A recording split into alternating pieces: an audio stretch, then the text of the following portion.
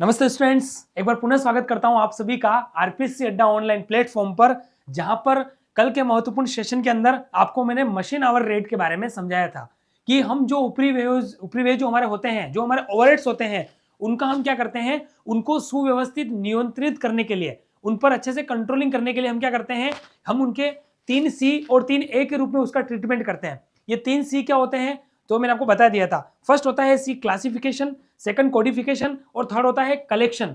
ठीक है ना। तो means classification, codification and collection of overheads होता है, और 3A होते हैं हमारे अलोकेशन, अपॉर्शनमेंट एंड एब्जॉर्प्शन। ठीक है ना। तो जो ऊपरी व्ययों का हम जो अलग अलग लागत व्ययों पर सही तरीके से उसको जो चार्ज करते हैं उसी को हम अवशोषण कहते हैं। और मैंने आपको बताया था एब्जॉर्प्शन दो प्रकार का हो सकता है, अंडर एब्जॉर्प्शन भी हो सकता है और ओवर एब्जॉर्प्शन भी हो सकता है। ठीक है ना। तो ऊपरी व्ययों को सुव्यवस्थित से अनुभाजित करने की जो प्रक्रिया है उसके अंदर हमने बहुत सारे मेथड्स देखे थे, तो उसमें हमारा एक इंपॉर्टेंट आता है method machine hour rate.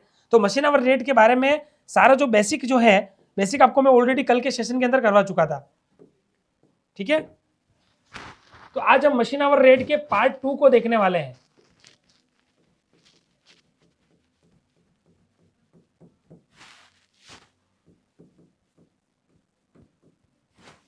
Machine hour rate, ठीक है, यानी कि एमएचआर, इसको शॉर्ट में क्या कहा जाता है, एमएचआर कहा जाता है। और मैंने बताया था जो मशीन उपकार्य पर काम करती है, किसी भी जॉब पर या उपकार्य पर जब मशीन काम करती है तो हमें क्या निकालनी होती है, उसकी प्रति घंटे की परिचालन दर हमें निकालनी होती है। हमें मशीन आवर रेट में क्या करना होता है, हमें प्रति घंटे की जो हमारी परिचालन जो रेट है उसको निकालना होता है। और उसको निकालने के लिए हम क्या करते हैं, उसके लिए क्या करते हैं कि हम जो हैं वो डिपार्टमेंटल, हमारे जितने भी ओवरहेड्स होते हैं, हमारे जितने भी डिपार्टमेंटल ओवरहेड्स होते हैं उसमें हम डिपार्टमेंटल मशीन आवर का क्या कर देते हैं, भाग दे देते हैं। तो भाग देने के बाद हमारी क्या आ जाती है, एमएचआर रेट आ जाती है। क्या आ जाती है, MHR rate, machine hour rate आ जाती है। और उस मशीन आवर रेट को हम इंटू किससे करते हैं, जो हमारे जॉब कार्य पर, जब मान लो जैसे जॉब नंबर 115 पर मशीन अगर 8 घंटे चलती है और मशीन आवर रेट है 10 रुपए, तो 10 इंटू 8 80 रुपए हमारे क्या हो जाएंगे, 80 रुपए वो एमएचआर के ओवरहेड जो है वो उसके ऊपर चार्ज कर लिए जाएंगे, प्रभावित कर लिए जाएंगे। ये जो है वो कल के सेशन के अंदर आपको मैंने बता दिया था। ठीक है। अब हम क्या देखने वाले हैं, अब हम इसके आगे हम देखने वाले हैं कि जो हमारे मशीन के जो वे होते हैं, एक तो होते हैं स्टैंडिंग एक्सपेंसेस और दूसरे होते हैं हमारे फिक्स्ड एक्सपेंसेस। तो दोनों व्ययों को याद जो है हम यहाँ पर देखने वाले हैं। ठीक है।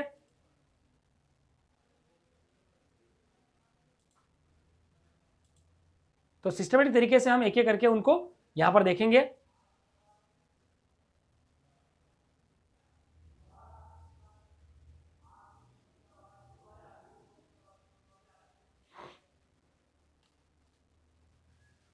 ठीक है। तो मशीन आवर रेट को शुरू कर रहे हैं। इसको हिंदी में क्या कहेंगे, मशीन घंटा दर विधि कहेंगे। हम हिंदी में क्या कहेंगे, मशीन घंटा दर विधि। मशीन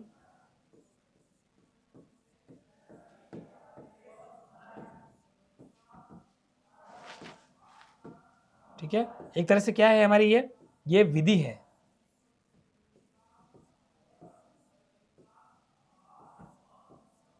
ठीक है। तो मशीन घंटा दर को हम शुरू कर रहे हैं सिस्टमेटिक वे में। तो मैंने क्या बताया था कि जो हमारे विभागीय ऊपरी व्यय होते हैं, जो हमारे डिपार्टमेंटल ओवरहेड्स होते हैं, उनको मशीनों पर वितरित करने की दृष्टि से हम क्या करते हैं कि अलग अलग तरीके से बांट लेते हैं। कुछ हमारे स्टैंडिंग चार्जेस होते हैं, कुछ हमारे मशीन के एक्सपेंसेस होते हैं। क्या होते हैं, कुछ तो हमारे स्टैंडिंग चार्जेस होते हैं, कुछ मशीन के एक्सपेंसेस होते हैं। तो दो हिस्सों में हम उसको बांट लेते हैं। एक होते हैं हमारे स्थायी व्यय, इसको हम स्टैंडिंग एक्सपेंसेस बोलते हैं।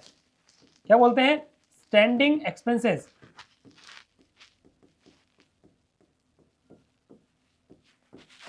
ठीक है। और दूसरे होते हैं हमारे मशीन के एक्सपेंसेस, जिसको हम बोलते हैं मशीन एक्सपेंडिचर या मशीन के व्यय। ठीक है ना। तो ऐसे व्यय जो मशीन की क्रियाशीलता से नहीं बल्कि बल्कि किससे रिलेटेड होते हैं, अपितु जो है वो मशीन की जगह समय से संबंधित होते हैं, अर्थात समय की इकाई के अनुसार निश्चित होते हैं। जैसे मैं बात करूं तो रेंट हो गया, हमारा टैक्सेशन हो गया, इंश्योरेंस हो गया, लाइटिंग एंड हीटिंग के जो एक्सपेंस होते हैं फैक्ट्री के अंदर, उसके बाद सुपरविजन हो गया। ठीक है ना। अब सुपरवाइजर क्या है, वो पर डे के ऊपर काम कर रहा है तो वो टाइम बेसिस कहलाएगा। ठीक है। सन्ड्री सप्लाईज हो गए, ठीक है, बहुत सारे मिसलेनियस एक्सपेंसेस होते हैं, विविध व्यय होते हैं जिनको हम सन्ड्री एक्सपेंसेस भी कहते हैं, ये सारे हमारे किस में आते हैं, हमारे स्टैंडिंग एक्सपेंसेस में आते हैं। तो यहाँ मैं थोड़ा सा आपको समझा देता हूँ, ठीक है ना, समझना। जो हम क्या देखने वाले हैं यहाँ पर, हम देखने वाले हैं कि मशीन की दृष्टि से जो ऊपरी व्यय को हम बांटते हैं,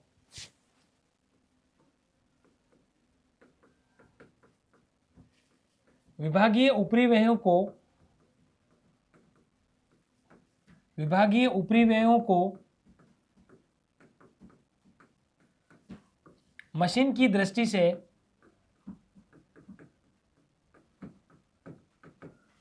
हम क्या करेंगे, दो शीर्षकों में बांट लेंगे। कितने, हम दो शीर्षकों में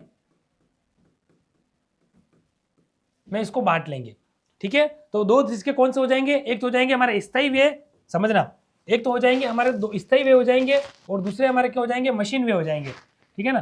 तो पहला तो हो जाएगा हमारा स्थायी व्यय,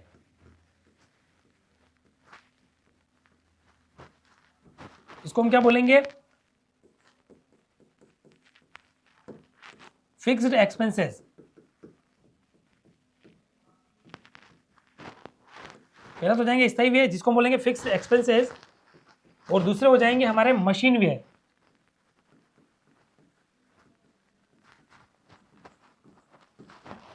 यानी कि इसको हम बोलेंगे मशीन एक्सपेंसेस।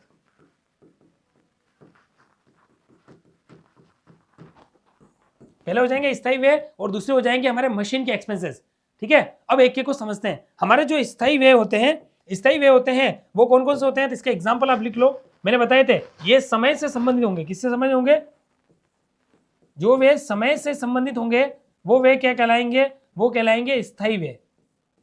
जो वे हमारे किससे रिलेटेड होंगे, रिलेटेड टू टाइम, जो समय से संबंधित होंगे वो हमारे स्थायी व्यय में आएंगे। जैसे हम बात करेंगे, ठीक है, स्थायी व्यय को हम फिक्स एक्सपेंसेस भी कहेंगे, और दूसरा नाम मैंने क्या बताया था, इन्हीं को स्टैंडिंग एक्सपेंसेस भी कहा जाता है।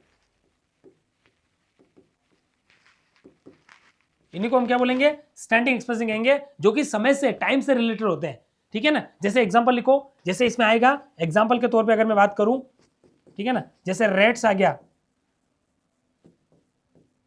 रेट्स एंड टैक्सेस आ गया, ठीक है ना, आपका इंश्योरेंस आ गया, इस तरीके से, ठीक है। और क्या आ सकता है आपका, मैंने बताया था आपको, रेट्स एंड टैक्सेस हो सकता है, आपका इंश्योरेंस हो सकता है, आपका लाइटिंग एंड हीटिंग हो सकता है, आपका सुपरविजन हो सकता है,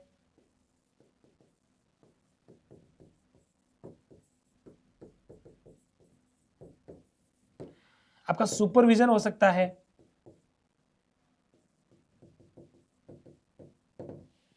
आपके मिसलेनियस एक्सपेंसेस हो सकते हैं,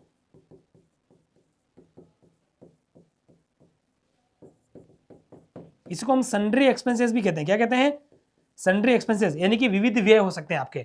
उसके बाद आपके सप्लायर के खर्चे हो सकते हैं। ये बहुत सारे खर्चे ऐसे होते हैं जो किसमें आते हैं, आपके इसमें आते हैं। लेकिन कुछ खर्चे आपके मशीन से रिलेटेड होते हैं, जो समय से संबंधित नहीं होते हैं, बल्कि मशीन के परिचालन से संबंधित होते हैं। जो खर्चे आपके मशीन के परिचालन से संबंधित होते हैं, किससे, मशीन के परिचालन, जो आपके मशीन के परिचालन से संबंधित होते हैं, ठीक है ना, उनको हम क्या कहेंगे, उनको हम बोलते हैं मशीन एक्सपेंसेस। मशीन एक्सपेंसेस में कौन कौन आएंगे, जैसे हमारा डेप्रिसिएशन हो गया, क्योंकि देखो जैसे जैसे मशीन चलेगी उसके अनुसार डेप्रिसिएशन हम लगाएंगे, ठीक है। हाँ हाँ, डेप्रिसिएशन को हम फिक्स कब मान सकते हैं, जब हम कह सकते हैं कि ओवरऑल तरीके से हम डेप्रिसिएशन डेवलप करते हैं, तो हमने बहुत सारे मेथड्स पढ़े होंगे डेप्रिसिएशन के अंदर। जैसे फिक्स्ड इंस्टॉलमेंट मेथड होता है हमारा, ठीक है ना, हमारा आपने वो डिमिनिशिंग वाला स्थायी घटती ह्रास दर की विधि पढ़ी होगी आपने, है ना। उसके अंदर इसको बोलते हैं रिड्यूसिंग जो है वो मेथड होता है, आपका एनुटी मेथड होता है, आपका सिंकिंग फंड मेथड होता है, आपका असेट डिस्पोजल मेथड आपने पढ़ा होगा, ठीक है ना। बहुत सारी खानों खदानों के अंदर जो है वो रिक्तीकरण विधि काम में ली जाती है। आपने सम ऑफ डिजिट मेथड पे पढ़ा होगा, अंकों के योग की विधि पढ़ी होगी आपने, है ना। तो बहुत सारे डेफिनेशन को निकालने की अलग अलग विधियां होती है, और हर विधि अलग अलग जगह से प्रयोग की जाती है, व्यवसाय की प्रकृति के अनुसार, खान खदान फैक्ट्री जहां पर जिसका नेचर है व्यवसाय का, उसके अनुसार बिजनेस के अंदर जो है वो मशीन पे ऊपर डेप्रिसिएशन जो है वो लगाया जाता है, ठीक है ना। तो कहने का मतलब क्या है कि यहाँ पर डेप्रिसिएशन जो है वो मशीन एक्सपेंसेस में आ जाएगा, ठीक है ना। तो आपका डेप्रिसिएशन यानी कि मूल्यह्रास हो गया, ठीक है। और क्या हो सकता है, आपका रिपेयर एंड मेंटेनेंस हो सकता है,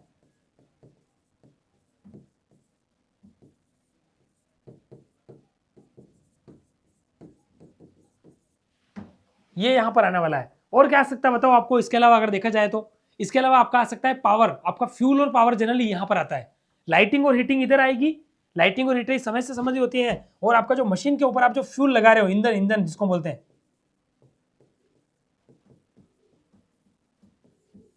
जो आपका पावर है, शक्ति, वो इधर आ जाएगा, क्योंकि ये मशीन से रिलेटेड होते हैं। किससे रिलेटेड होते हैं? डायरेक्टली मशीन से रिलेटेड होते हैं। तो ये आपको समझ में आ गया। हम जो डिपार्टमेंटल हमारे ओवरहेड्स होते हैं उनको हम क्या करेंगे, मशीन को विभिन्न वितरण करने की दृष्टि से हम दो भागों में बांट लेंगे। कुछ होंगे हमारे स्टैंडिंग चार्जेस और कुछ हो जाएंगे हमारे फिक्स्ड चार्जेस, ठीक है। और जो हमारे स्टैंडिंग चार्जेस है वो भी आपको मैंने बता दिए हैं कौन कौन से होते हैं हमारे स्टैंडिंग चार्जेस, ठीक है ना। तो वो हमारे होते हैं समय से रिलेटेड, जैसे रेंट एंड टैक्स हो गया आपका, ठीक है ना, आपका लाइटिंग हो गया, इंश्योरेंस हो गया, सुपरविजन हो गया। और इधर आपके क्या आ जाएंगे, डेप्रिसिएशन हो गया, रिपेयर एंड मेंटेनेंस हो गया, फ्यूल एंड पावर हो गया, ऐसे जो है वो यहाँ आ जाएंगे, ठीक है। अब मान लो मैं बात करूं रेंट की, आप मुझे बताइए रेंट को आप कहां ले जाएंगे एमएचआर के अंदर? तो आप बोलेंगे सर रेंट को हम स्टैंडिंग चार्जेस में ले जाएंगे। क्यों? क्योंकि रेंट आपका क्या लगता है, रेंट आपका टाइम बेसिस होता है, ठीक है ना। तो रेंट यहां पर आ जाएगा, रेंट हो गया। और भी मैं बहुत सारे एग्जांपल है यहां पर मैं बताना चाहूं तो, जैसे आपका रेंट इधर आ जाएगा, इसको फ्लोर एरिया में बांटेंगे हम रेंट को, ठीक है। सैलरी हो सकती है आपका, ठीक है, कोई अनुरक्षण का व्यय हो सकता है, बहुत सारी चीजें हैं, ठीक है। तो ये आपको यहां पर थोड़ा सा ध्यान में रखना है। तो मैंने आपको क्या बताया, देखिए एक बार वापस, कि विभागीय उपरिव्यय को विभिन्न मशीनों पर वितरित करने के दृष्टि से दो भागों में बांटते हैं। एक होता है स्टैंडिंग एक्सपेंसेस, और ऐसे व्यय जो मशीन की क्रियाशीलता से नहीं बल्कि समय से रिलेटेड होते हैं, मैंने आपको बता दिए। और जो समय के अनुसार, इकाई के अनुसार निश्चित होते हैं, उनको हम क्या बोलते हैं, उन एक्सपेंसेस को हम बोलते हैं हमारे स्टैंडिंग एक्सपेंसेस, ठीक है। जैसे इसमें रेंट हो गया, देखो आ गया यहाँ पर रेंट, हमारे रेट्स हो गए, टैक्सेस हो गए, इंश्योरेंस हो गया, हमारा लाइट एंड हीटिंग हो गया, ठीक है ना, प्रकाश और जो हमारा ऊष्मा का व्यय है, सुपरविजन आपका हो गया, ठीक है, सन्ड्री सप्लाईज हो गई, इनडायरेक्ट वेजेज हैं, और मिसलेनियस एक्सपेंसेस, ये सारे किसमें जाएंगे, आपके फिक्स एक्सपेंसेस के अंदर जाएंगे, ठीक है। और दूसरे आपके कौन से हो जाएंगे, दूसरे हो जाएंगे आपके machine expenses. Machine expenses, machine expenses में कौन आएंगे, ऐसे वे जो मैंने बोला जो मशीन के संचालन से रिलेशन रखते हैं, मशीन के परिचालन से जो रिलेटेड होते हैं, वो मशीन एक्सपेंसेस में आएंगे। तो मशीन एक्सपेंसेस,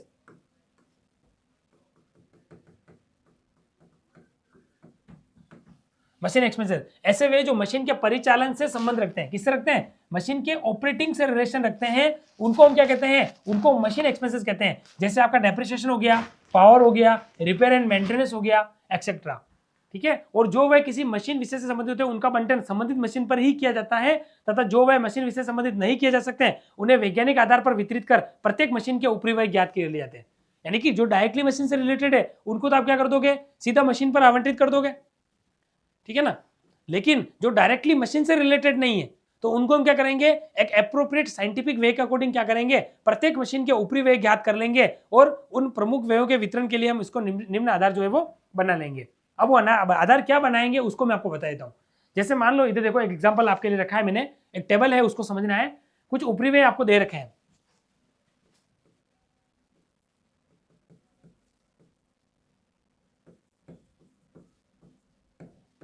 ओवरहेड्स आपको यहाँ पर दे रखे हैं, उनको समझना। आपको कुछ ओवरहेड्स यहाँ पर दे रखे हैं, ठीक है ना। जैसे आपका क्या हो गया, और उनको अनुपालन का आधार बता रखा है, बेसिस ऑफ अप्रोर्शनमेंट, ठीक है ना। पहला हो गया आपका rent, rent rates and tax, ठीक है ना। तो इसके लिए आपको क्या करना है, आपका जब भी रेंट हो आपको याद रखना है, रेंट है, लाइट हो गई, लाइट पॉइंट हो गए, ये सारी चीजें इधर आएंगे।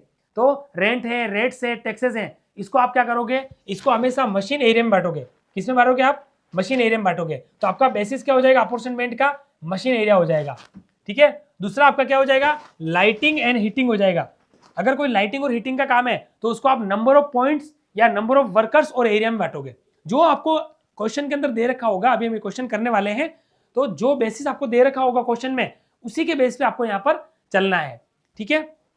उसके बाद अगर मैं बात करूं, आपका इनडायरेक्ट मटेरियल हो गया, इसको क्या बोलेंगे, अप्रत्यक्ष सामग्री। रेंट रेट्स एंड टैक्स आपको पता लग गया, इसको बोलेंगे किराया, किराया, दरें एवं कर, ठीक है। और लाइटिंग एंड हीटिंग का क्या बजाएगा, इसको बोलेंगे विद्युत, विद्युत एवं प्रकाश, इनडायरेक्ट मटेरियल का मतलब क्या होता है बताइए आप? इनडायरेक्ट मतलब क्या होता है? अप्रत्यक्ष सामग्री। अप्रत्यक्ष सामग्री क्या होती है? आपके ओवरहेड्स में जाती है। अप्रत्यक्ष सामग्री जो हमारी है वो ओवरहेड्स में जाएगी। कैसे जाएगी अभी समझा दूंगा। सुपरविजन हो गया आपका, ठीक है ना। सुपरविजन को हम क्या बोलेंगे हिंदी में? पर्यवेक्षण। पर्यवेक्षण का जो आपका खर्च हो गया, पर्यवेक्षण आपका डायरेक्टली उसमें मटेरियल उसमें नहीं जाता है, ठीक है। उसके बाद आपका इंश्योरेंस हो गया। इंश्योरेंस का मतलब आपका बीमा व्यय हो गए। फिर आपका मिसलेनियस एक्सपेंस है, इसको बोलते हैं विविध व्यय हिंदी में, विविध व्यय। उसके बाद आपका डेप्रिसिएशन हो गया, इसको हम बोलेंगे मूल्यह्रास। मूल्यह्रास, डेप्रिसिएशन को क्या बोलेंगे हम? मूल्यह्रास। उसके बाद आपका पावर हो गया, इसको हम शक्ति बोलेंगे। उसके बाद आपका रिपेयर एंड मेंटेनेंस, इसको हम क्या बोलेंगे? रिपेयर एंड मेंटेनेंस को बोलेंगे अनुरक्षण एवं मरम्मत। एक्चुअली हिंदी में हो सकता है थोड़ा मिस्टेक हो।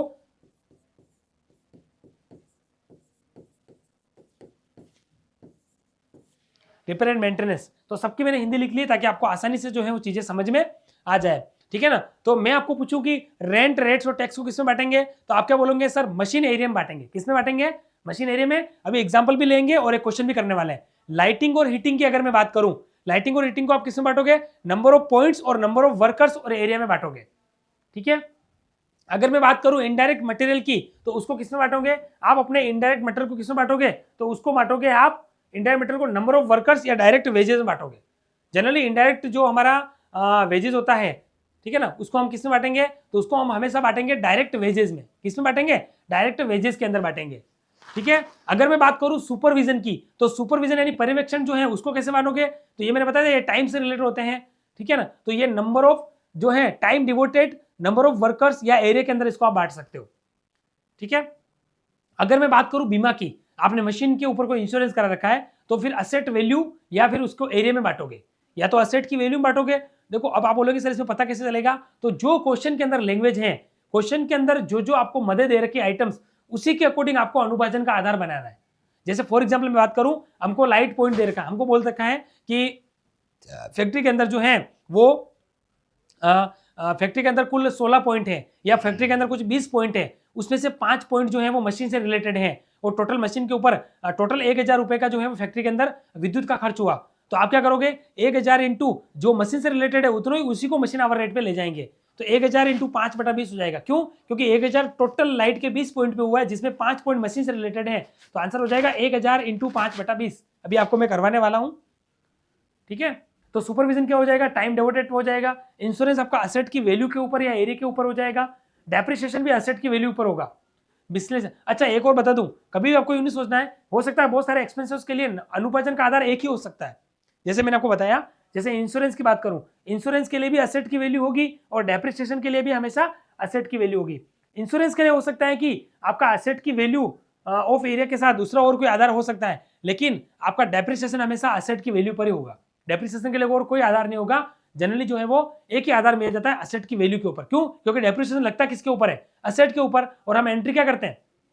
हम हमारे फाइनेंशियल अकाउंटिंग में डेप्रिसिएशन को ले जाते हैं P&L में, और हम एंट्री करते हैं P&L टू डेप्रिसिएशन।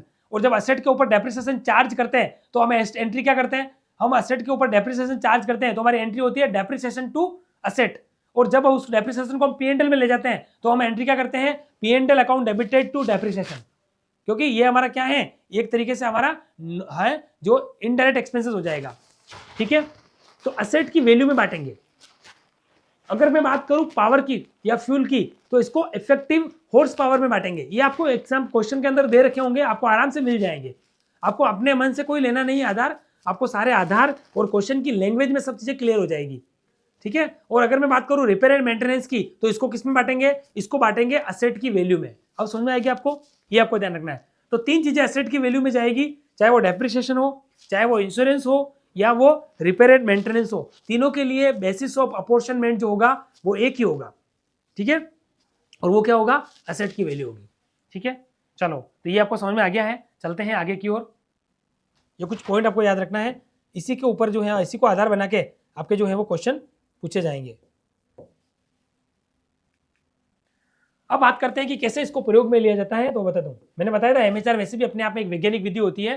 तो देखो, यह विधि बड़े बड़े औद्योगिक प्रतिष्ठानों में, जहां मानवीय श्रम की अपेक्षा मशीनों से कार्य अधिक होता है, उपयुक्त होती है। जैसे मैं बात करूं तो हमारी इंजीनियरिंग इंडस्ट्रीज होती है, एग्जाम्पल के लिए क्या हो जाएगा, इंजीनियरिंग जो इंडस्ट्रीज होती है वहां पर सारा काम क्या होता है, मैनुअल नहीं होता है, या सारा काम लगभग 99% काम किससे होता है, मशीनों से होता है।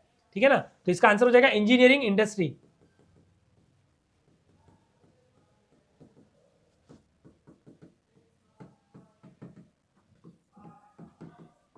जो आपका इंजीनियरिंग इंडस्ट्री सेक्टर होता है वहां पर क्या होता है, सभी काम मशीनों से किए जाते हैं, तो वहां पर मशीन आवर रेट की सबसे ज्यादा जरूरत पड़ती है। और मैंने बताया था क्यों जरूरत पड़ती है, क्योंकि आपको मैंने बताया था कि जितने भी आपके खर्चे बढ़ेंगे, जितने आपके ओवरहेड्स बढ़ जाएंगे, तो बढ़े हुए ओवरहेड्स क्या करेंगे, बढ़े हुए ओवरहेड्स आपकी वस्तु की कॉस्ट को बढ़ा देंगे। और जब किसी वस्तु की कॉस्ट को आप बढ़ा रहे हो और उसके ऊपर फिर आप प्रॉफिट चार्ज करके उसको मार्केट में सेल कर रहे हो, तो आप सोचिए वो वस्तु अधिक कीमत पर मार्केट में जाएगी, और ज्यादा कीमत पर मार्केट में जाएगी तो सीधा सा रीजन क्या है, लोग उसको कम खरीदेंगे और उसके अल्टरनेटिव चीज को जो है वो लोग देखेंगे। आज आप कोई भी देख सकते हैं, दुनिया में कोई भी चीज हम खरीद रहे हैं, चाहे हम मोबाइल खरीद रहे हैं, हम कंप्यूटर खरीद रहे हैं, हम एलईडी खरीद रहे हैं, हम कार खरीद रहे हैं, हम मकान खरीद रहे हैं, हम क्या करते हैं, अगर रेट ज्यादा है और वो हमारे बजट में नहीं है तो उसके सिमिलर हम किसी और प्रोडक्ट को खरीदने की कोशिश करते हैं। इसका अर्थ क्या हुआ कि हमारे ओवरहेड्स बढ़ गए थे, तो हमें ओवरहेड्स पे कंट्रोल करना है। तो मशीन आवर रेट की यहाँ पर क्यों हमें निकालने की आवश्यकता होती है, क्योंकि हम प्रति घंटे मशीन की परिचालन दर अगर निकाल देते हैं तो उससे हमें पता लगता है कि हमें अगर अनावश्यक हम खर्चा कर भी रहे हैं तो उसको कम किया जा सके। ठीक है, तो इस विधि के कुछ आलोचनात्मक विवरण है जो मैं आपको बता देता हूँ।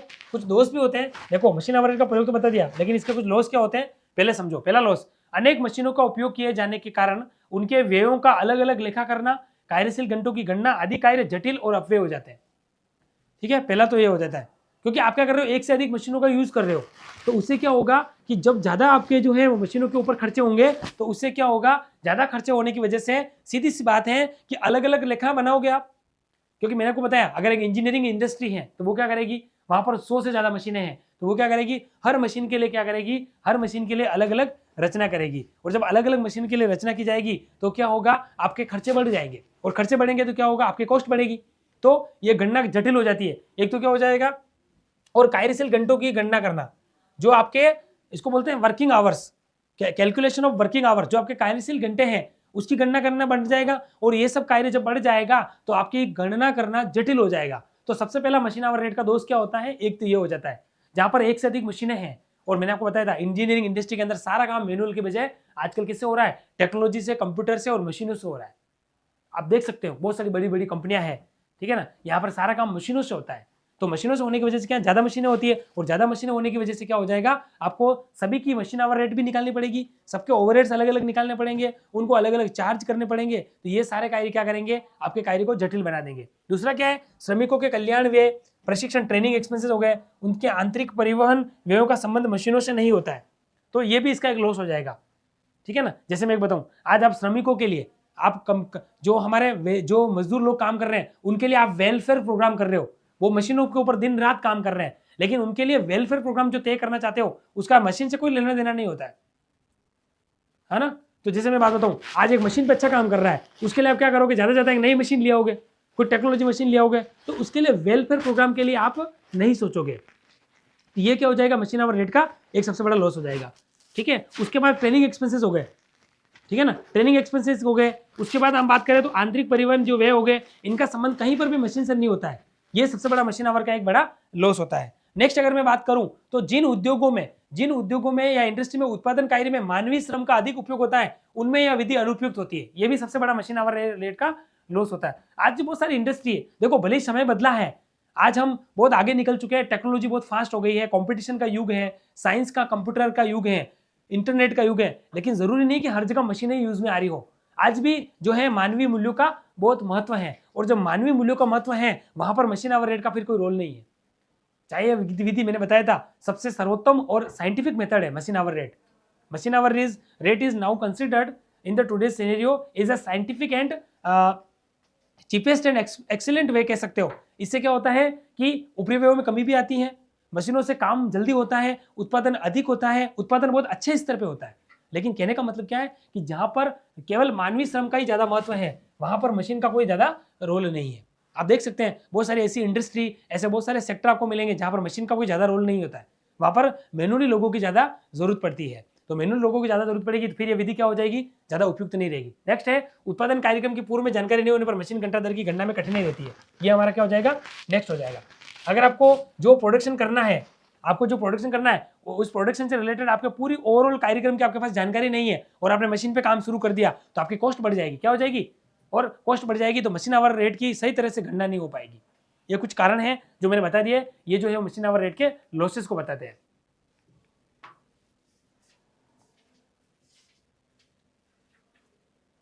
ठीक है ना, तो ये आपको ध्यान रखना है।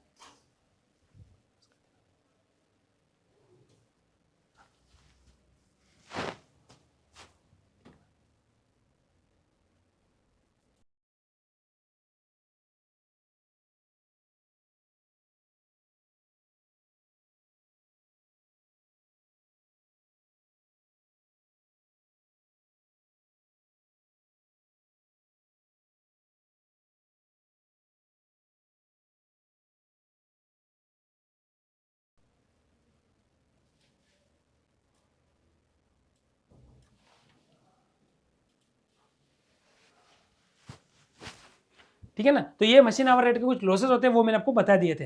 अब मैं आपको जो अनुपालन के जो आधार होते हैं, बेसिस ऑफ अपॉर्शनमेंट होते हैं, उसके कुछ एग्जांपल लेके आपको समझाता हूं ताकि आपको पता लग जाएगा कि मशीन आवर रेट के क्वेश्चन पहले करने कैसे हैं। ठीक है ना, उसके बाद हम आगे बढ़ेंगे। ठीक है, तो इसके लिए एक पेज ले लेते हैं नया, आपको समझ में आ जाएगा। जैसे आपको मशीन आवर रेट निकालनी है,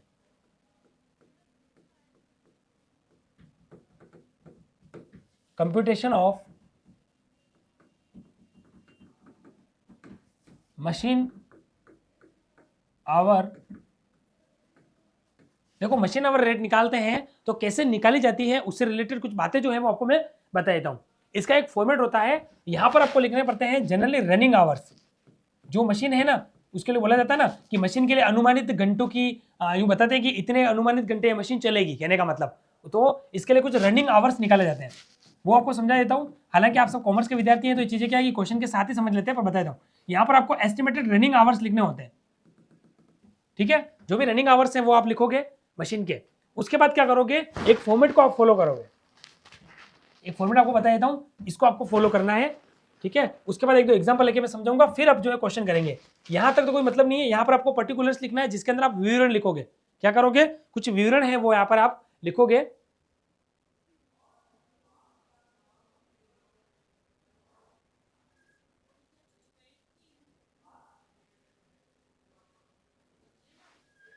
ठीक है, तो विवरण के साथ में क्या क्या लिखना है आपको।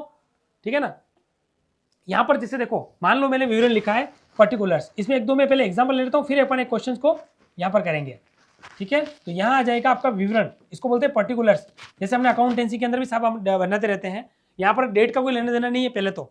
ठीक है, डेट या सीरियल नंबर का कोई दिक्कत नहीं है, आपको खाली ये पता होना चाहिए कि स्टैंडिंग चार्जेस क्या होते हैं और मशीन एक्सपेंसेस क्या होते हैं, बस।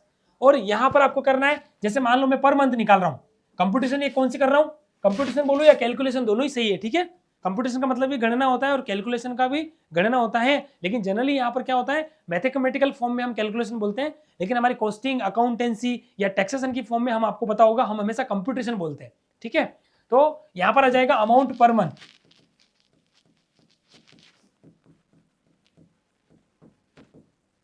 ये तो बता रहा हूं, अगर मंथली बेसिस है तो अमाउंट पर मंथ आ जाएगा। ठीक है, और यहां पर रुपीज में आ जाएगा। और आपको क्या करना है, फिर आपको क्या निकालना है, एक एक की मशीन आवर रेट के ऊपर निकालना है। तो यहां पर रेट पर आवर आ जाएगी आपकी, क्या आ जाएगी, रेट पर आवर आ जाएगी। ठीक है, अब इसमें देखो आपको क्या करना है, ये तो हो गया आपका फॉर्मेट। अब आपको आगे क्या फॉलो करना है मैं बता देता हूं। आपको क्या करना है, आपको इसके अंदर दो हेडिंग बनानी है। एक हेडिंग हो जाएगी आपके स्टैंडिंग चार्जेस की, एक हेडिंग आपकी किसकी हो जाएगी, स्टैंडिंग चार्जेस की हो जाएगी, जो मैंने आपको बताई थी। ठीक है, और दूसरी हेडिंग आपकी क्या हो जाएगी, दूसरी हेडिंग हो जाएगी आपके मशीन एक्सपेंसेस की या मशीन चार्जेस। अब मैं आपसे अगर क्वेश्चन पूछूं यहाँ पर, तो मशीन चार्जेस हमारे क्या हो जाएंगे, ये मशीन से रिलेटेड होते हैं, इसलिए ये वेरिएबल हो जाएंगे। अगर समझना है तो इसको आप वेरिएबल भी कह सकते हो, क्यों, क्योंकि ये मशीन के परिचालन से संबंधित होते हैं। जैसे जैसे मशीन काम करेगी वैसे वैसे खर्चे बढ़ेंगे, लेकिन स्टैंडिंग चार्जेस का मशीन चार्जेस से कोई लेना देना नहीं होता है। इसको तो खाली मशीन के ऊपर क्या कर रहे हो आप, जो है वो प्रभावित कर रहे हो। जैसे रेंट की बात करूं, और रेंट को मैंने बताया था फ्लोर एरिया में बांटोगे, और फ्लोर एरिया में जब आप रेंट को बांटोगे तो जितना मशीन से रिलेटेड है उतना ही बांटोगे। ठीक है ना, तो यहां पर आपके क्या आ जाएंगे, जो आपके खर्चे हैं वो आ जाएंगे। जैसे मान लो मैंने बताया था आपका रेंट है, आपके रेट्स हो गए, आपके टैक्सेस हो गए, ये सारे आएंगे। ठीक है, और मैंने क्या बताया था इसमें, याद करो, मैंने रेंट बताया, रेट्स बताया, टैक्सेस आपको बताया था, मैंने इनडायरेक्ट लेबर आपको बताई थी, ये सारी चीजें यहां आ जाएगी। इनडायरेक्ट वेजेस को कैसे बांटेंगे, मैंने बताया था, डायरेक्ट वेजेस बांटेंगे, एक एक बताता हूँ। रेंट को फ्लोर एरिया में बांटोगे, ठीक है, रेंट रेट्स लगभग उसी में जाएगा, टैक्सेस भी उसी में जाएगा। इनडायरेक्ट वेजेस को डायरेक्ट वेजेस में बांटोगे आप, ठीक है। उसके बाद आपका हीटिंग हो गया, हीटिंग एंड लाइटिंग, मैंने बताया था। हीटिंग एंड लाइटिंग को कैसे बांटोगे, तो नंबर ऑफ लाइट पॉइंट्स में बांटोगे। किसमें बांटोगे, नंबर ऑफ लाइट पॉइंट्स में बांटोगे। उसके बाद सुपरवाइजर की सैलरी हो सकती है, अटेंडेंट की सैलरी हो सकती है, ये सारा इसमें आ जाएगा।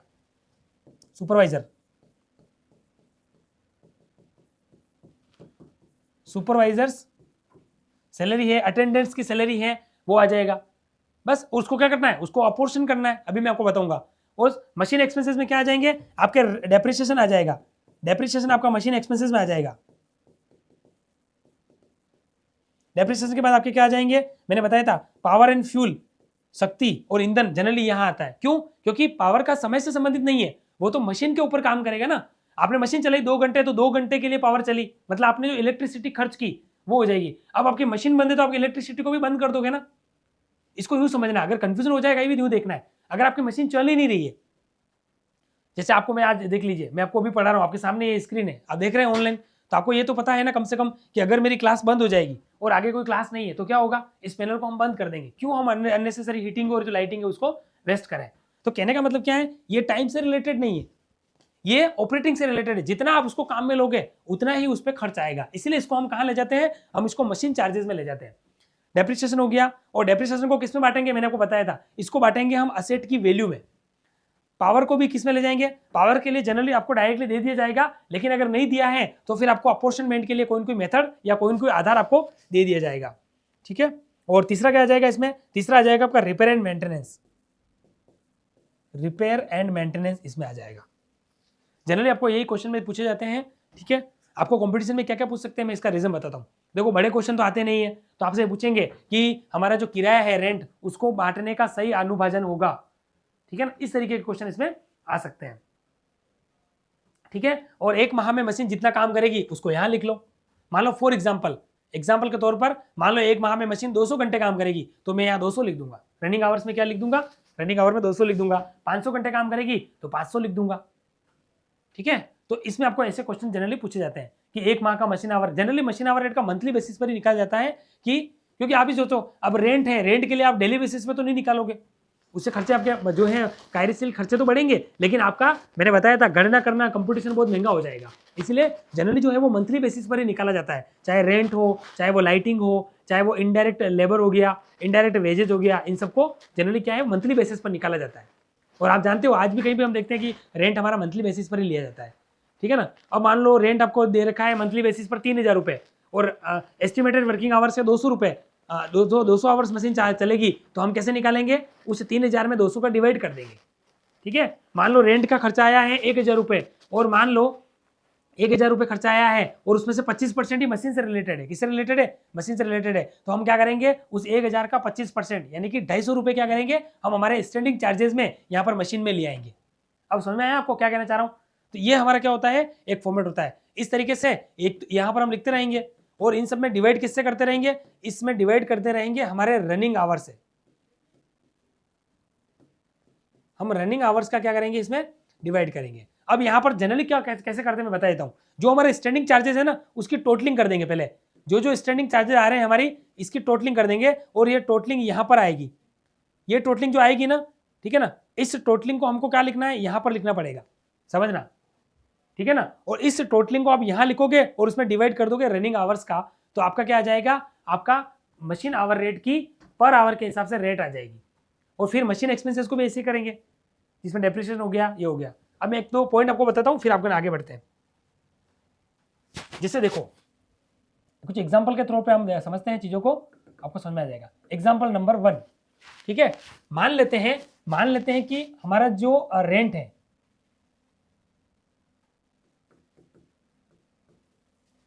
इमेजिन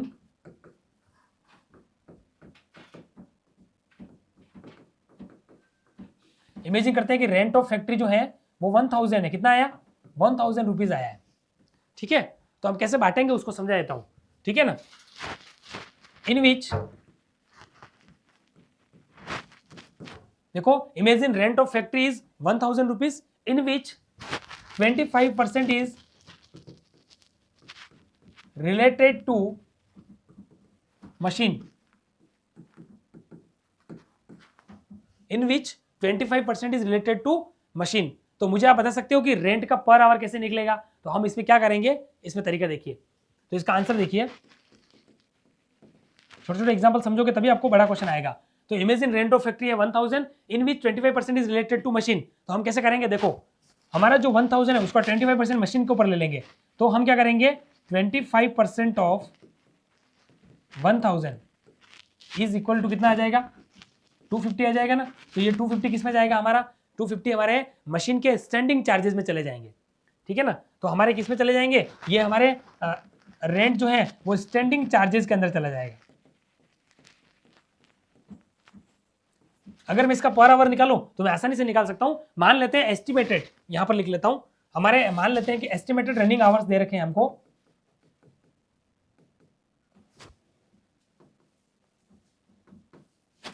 एस्टिमेटेड रनिंग आवर्स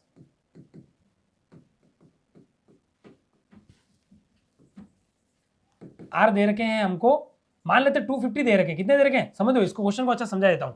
मान लो एस्टिमेटेड रनिंग आवर्स दे रखे हैं हमको 250, ठीक है। तो फिर आप बताइए इसमें आंसर क्या हो जाएगा, तो हमारा आंसर हो जाएगा ये जो 250 आया है ना, ये वाला स्टैंडिंग चार्जेस रेंट का अपॉन 250 हमारे मशीन आवर का डिवाइड करेंगे, तो मशीन आवर क्या आ जाएगा, 1 रुपीज पर आवर, यानी कि मशीन के ऊपर 1 रुपया खर्च आएगा उस रेंट का, अगर हम अपोर्शनमेंट करें, ठीक है ना। तो ये आपको समझ में आएगा, पहले ये देखो, आप ये समझोगे तभी चीजें क्लियर होगी। अब ऐसा कैसा मैं लाइट पॉइंट का एग्जांपल भी दे सकता हूं आपको,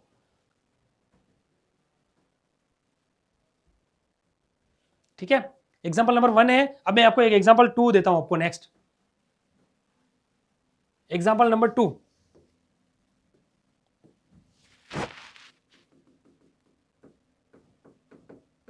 एग्जांपल नंबर 2 देखो इसमें देख लेते हैं। मान लो हमें लाइटिंग का दे रखा है खर्चा, लाइटिंग का दे रखा है 1000, लाइटिंग का कितना आया है, 1000 आया है, ठीक है। तो हमको क्या करना है समझना, लाइटिंग का 1000 आया है ना, तो इसको हम क्या करेंगे, मान लो फैक्ट्री में there are 16 points, there are 16 points in factory of lighting in which 4 points are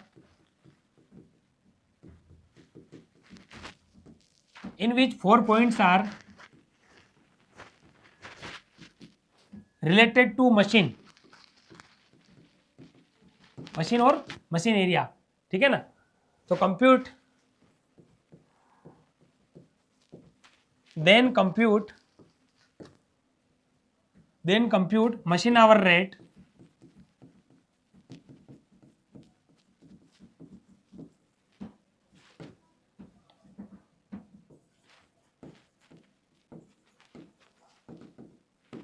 ठीक है ना। और मान लो हमें दे रखा है, गिवन है मान लो 200 रनिंग आवर्स,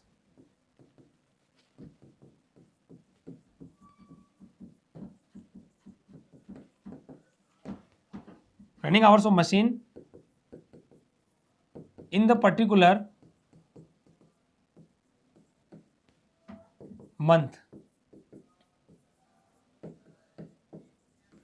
ऑफ जून। मान लेते हैं कि जून महीने के अंदर हमको 200 जो है वो रनिंग आवर्स दे रखे हैं, मशीन के क्या दे रखे हैं, हमें मशीन के जून महीने के 200 रनिंग आवर्स हमें दे रखे हैं। तो हम कैसे निकालेंगे वो आपको मैं समझाता हूं, ठीक है ना। तो देखो अब यहां पर कैसे करना है, इसका आंसर देखिए आप,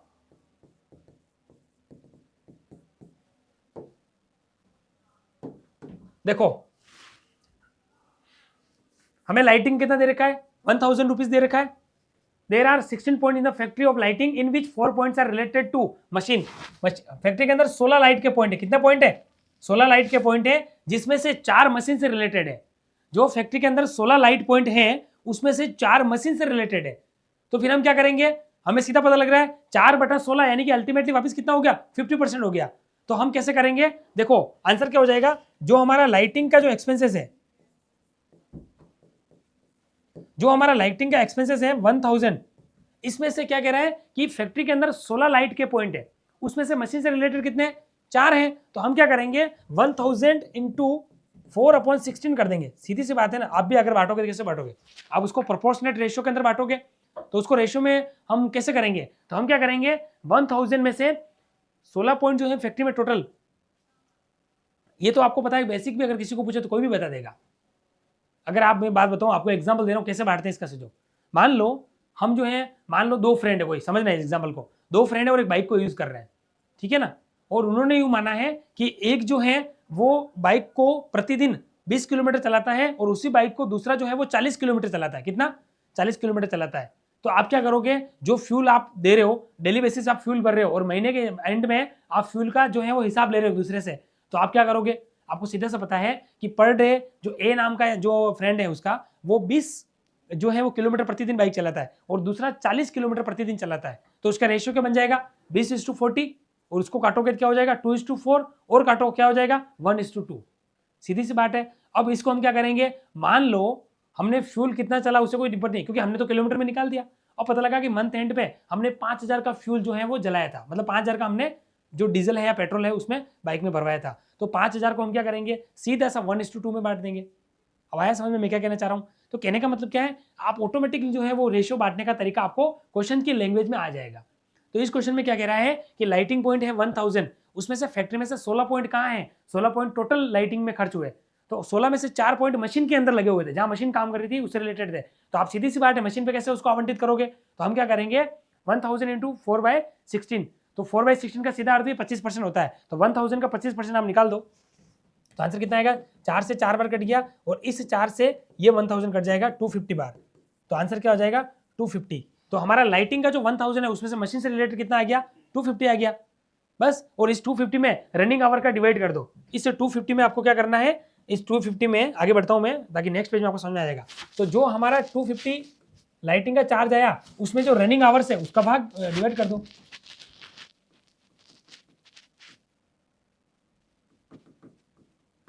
lighting charges related to machine, ये आ गए हमारे 250 डिवाइड बाय क्या करना है, डिवाइड बाय आपका क्या आ जाएगा, डिवाइड बाय आ जाएगा आपका जो एस्टिमेटेड रनिंग आवर्स है।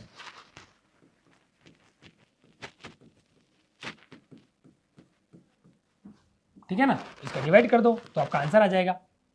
ठीक है ना, देखो 0 से 0 गया, 5 से कट गया 4 बार, 5 से चला जाएगा 5 बार, तो 5/4 आ जाएगा। 5/4 को और सोल्व कर दो आप, तो आ जाएगा 1 पॉइंट। ठीक है, फिर कितना बचा, 4 का इसमें किया तो 4 एक बार आ जाएगा, एक बार आ जाएगा, फिर बचा 1, फिर पॉइंट आ जाएगा 0 आ जाएगा, 4 दूनी 8 हो जाएगा, फिर कितना आ जाएगा 20, 4 पंजा 20 आ जाएगा। ठीक है ना, तो कहने का मतलब 1.25 आ जाएंगे।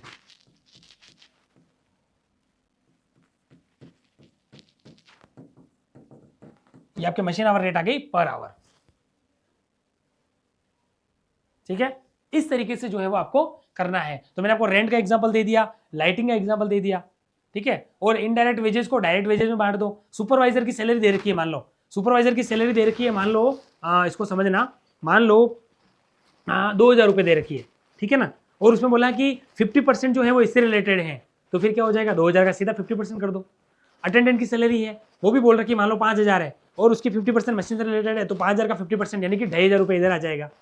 इस तरीके से आपको क्या करना है, एक एक को जो है वो यहाँ पर बांटना होता है। ठीक है, अगर ये आपने समझ लिया तो आपको चीजें समझ में आसानी से आ जाएगी।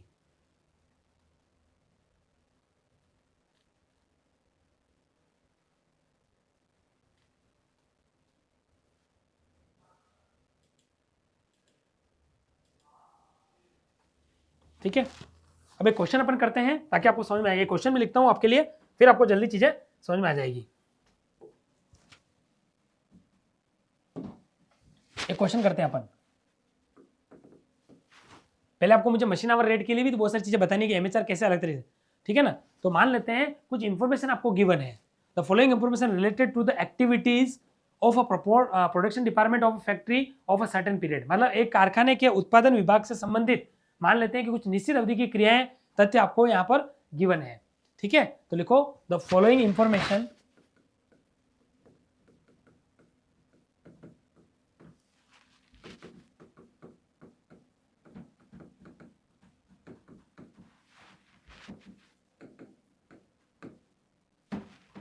ठीक है, किसकी दे रखी होगी, आपको कारखाना विभाग की कुछ इंफॉर्मेशन दे रखी है, ठीक है।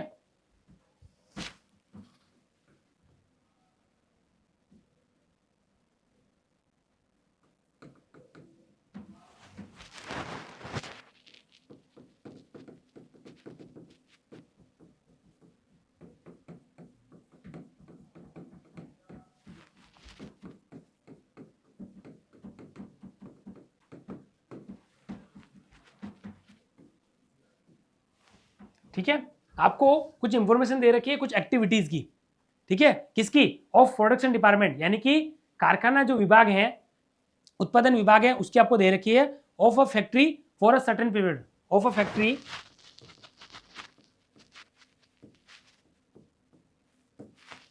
फॉर अ सर्टेन पीरियड, आपको कुछ समयावधि की दे रखी है, ठीक है। अब मान लेते हैं क्या दे रखी है, कुछ एग्जांपल ले लेते हैं हम छोटे छोटे। मान लो हम मानते हैं कि कुछ मटेरियल यूज हुआ है, मटेरियल यूज हुआ है 30,000 रुपए का,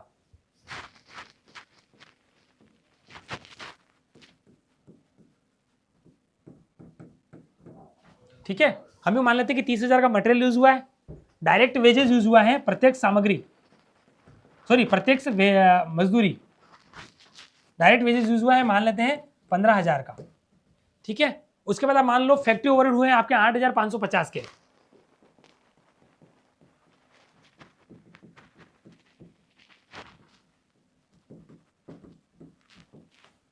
ठीक है।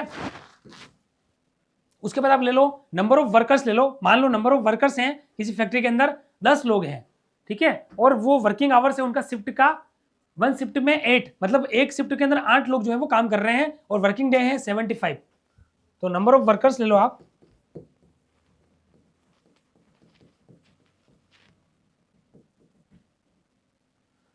ठीक है। और दूसरा आप ले लो, मान लेते हैं इसके अंदर वर्किंग आवर्स है एक शिफ्ट के अंदर 8,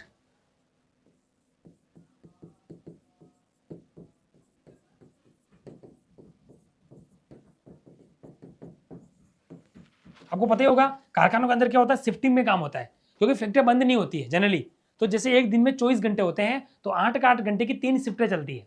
तो जनरली क्या होता है यहाँ पर शिफ्ट में ज्यादा काम होता है। उसका रीजन क्या हो, 2-3 रीजन होते हैं। पहला रीजन क्या होता है कि जनरली मान लो कोई टेंडर के ऊपर कोई फैक्ट्री में काम हो रहा है, तो उनको क्या होता है कि एक सर्टेन टाइम के अंदर क्या होता है कि उनको सामने वालों को प्रोडक्शन जो है वो करके देना होता है। और जब किसी को प्रोडक्शन को करके जल्दी देना होता है, तो उस समय फैक्ट्रियां क्या करती है, शिफ्टिंग में ज्यादा काम करवाती है। उससे क्या है कि उत्पादन प्रभावित नहीं हो, उत्पादन रुके नहीं, और रेगुलर जो है वो मशीन के ऊपर काम होता रहे।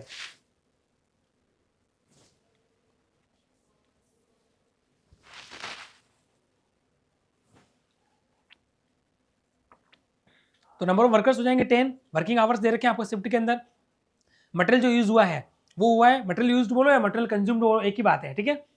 मटेरियल कितना यूज हुआ है, 30,000 का हुआ है, डायरेक्ट वेजेस इस पे लगी मजदूरी 15,000 रुपए की, ठीक है। कारखाने में कुछ ऊपरी व्यय हुए हैं फैक्ट्री ओवरहेड से 8,550 रुपए के, ठीक है।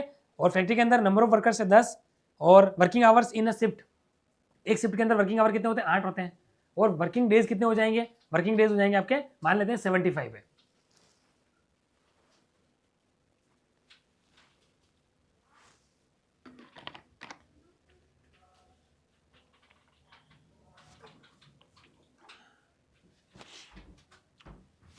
ठीक है।